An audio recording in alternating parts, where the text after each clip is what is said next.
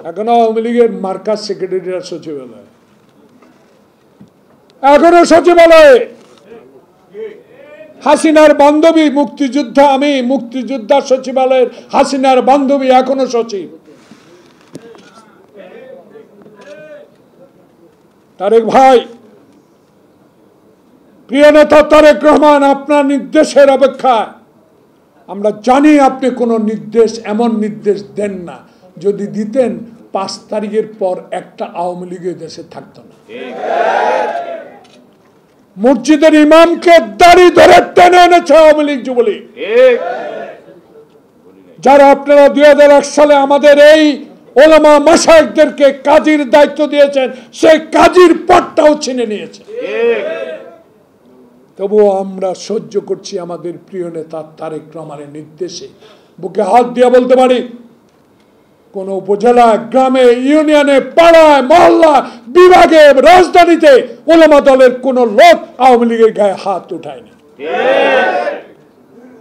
তাই ক্ষুদ্র ক্ষুদ্র অভিযোগ নিয়ে আমাদেরকে চাঁদাবাজ বলবেন, বড় চাঁদাবাজের প্রমাণ আপনাদের পিয়েরা কেমনে 300 কোটি টাকার, এই পিএসেরা 300 কোটি টাকার মালিক।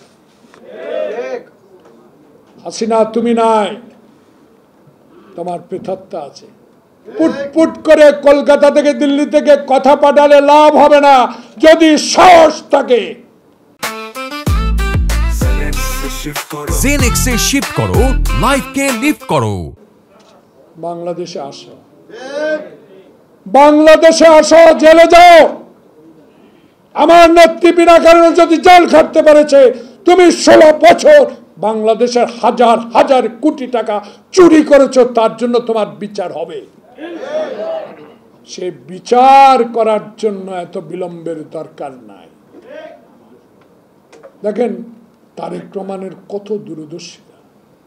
কে যেন কে সিএসি রে ধরছে, যায় জুতার 2টা বাড়ি দিছে, তার জন্য তাকে পুলিশ ধরেছে। আমাদের দল থেকে রিজভী সাহেব স্টেটমেন্ট করেছে, মব জাস্টিস করা যাবে না।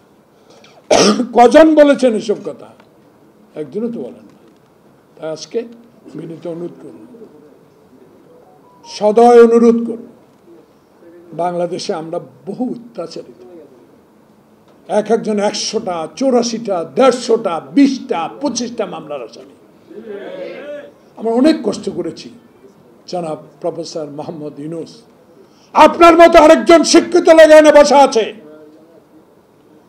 বাংলাদেশের ইতিহাসে আপনি একজন গ্রহণযোগ্য ব্যক্তি, আমাদের জন্য উপহার নিয়ে আসছেন, আমরা স্যালিউট আপনাকে। আপনার মতো লোককে যেন ষড়যন্ত্রের ফাঁদে কেউ ফেলতে না পারে, সেই দিকে দৃষ্টি রেখেই রোজার আগেই নির্বাচনের ব্যবস্থা করুন। তাই ঐক্য থাকেন, পদ বড় না, সবচেয়ে বড় দল। পদ বড় না, কে পদ পাবেন সেটা আর বিবেচনা করেন না, বিবেচনা একটাই করেন, এই ষড়যন্ত্র প্রতিহত করে এই দেশে একটি সুষ্ঠু নির্বাচনের ব্যবস্থার জন্য তারেক রহমানের সেই সকল কথাকে আমরা মাথা পেতে নিয়ে আন্দোলনে মেনে পড়ব, যদি নির্বাচন না হয়। সবাইকে ধন্যবাদ।